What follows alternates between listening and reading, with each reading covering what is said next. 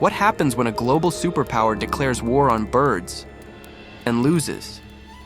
This is what actually happened. In 1932, Australia faced an enemy so relentless, so cunning, that even machine guns couldn't stop them. The enemy? Emus. That's right, giant, flightless birds brought an entire military operation to its knees. This is the unbelievable story of the Great Emu War. After World War I, thousands of Australian veterans were promised farmland in Western Australia as a fresh start. The government encouraged wheat farming, hoping it would provide economic relief during the Great Depression. But as wheat prices plummeted, the struggling farmers received little to no support.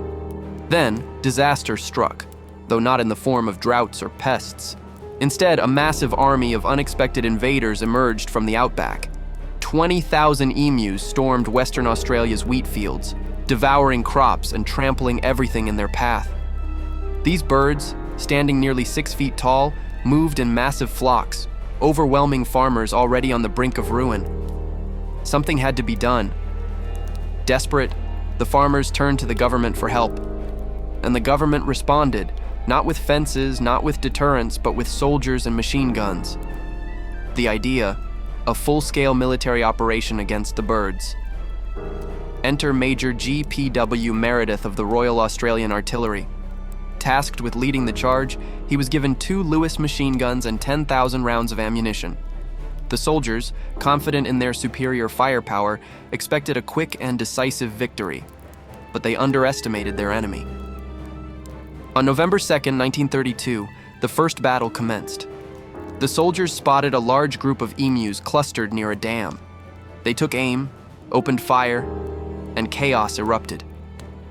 Rather than fleeing in panic, the emus split into smaller groups and scattered in all directions. Their speed and agility made them incredibly difficult targets.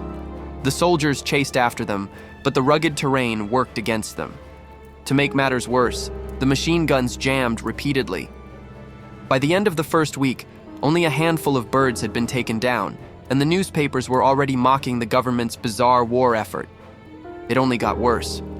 The soldiers tried mounting the guns on trucks, hoping to outrun the birds, but the rough landscape made aiming nearly impossible. Meanwhile, reports surfaced of emus taking multiple bullets and still running.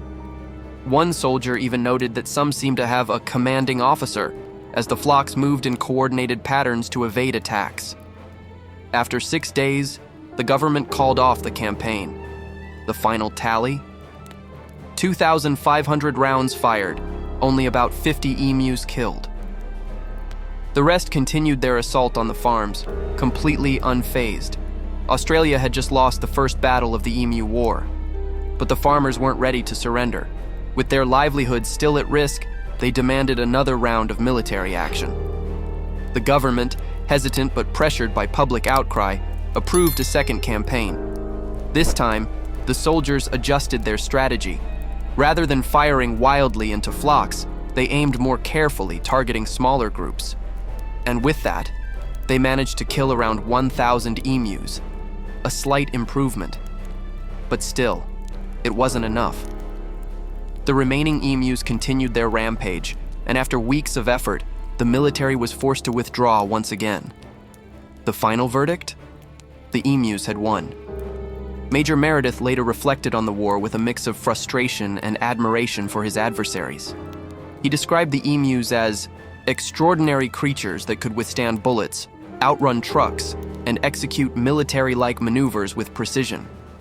One particular bird was reportedly shot 5 times and still managed to escape, earning the emus a reputation as near-invincible foes. In the aftermath, the government had to accept reality. Machine guns weren't the answer. Farmers turned to other solutions, building fences and offering bounties to keep the emu population in check. And while that helped, the birds still thrived.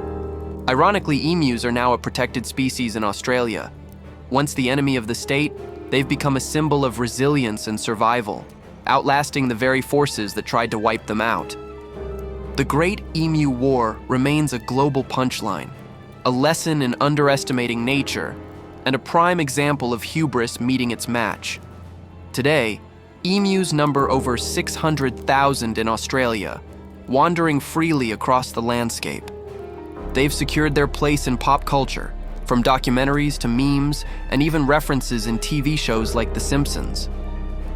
Scientists now point to the Emu War as a lesson in ecological mismanagement, proof that nature often finds a way to fight back. The war also serves as a reminder of how poorly thought out government interventions can backfire. Had the government invested in alternative solutions like better fencing from the start, they might have saved both money and national embarrassment. Instead, the Great Emu War became a symbol of Australia's most ridiculous military campaign, a conflict where birds outsmarted men with guns. Interestingly, this wasn't the last time the Australian government would struggle with controlling wildlife. Decades later, they faced similar challenges with rabbit infestations, leading to massive ecological interventions. But the Emu War stands apart as the most bizarre of them all. So, what did Australia's most embarrassing conflict teach us? That sometimes brute force just isn't the answer. Nature is resilient, adaptable, and in this case, a little bit hilarious. If you enjoyed this bizarre piece of history, make sure to like and subscribe for more stories that prove truth really is stranger than fiction. And remember, never pick a fight with an emu.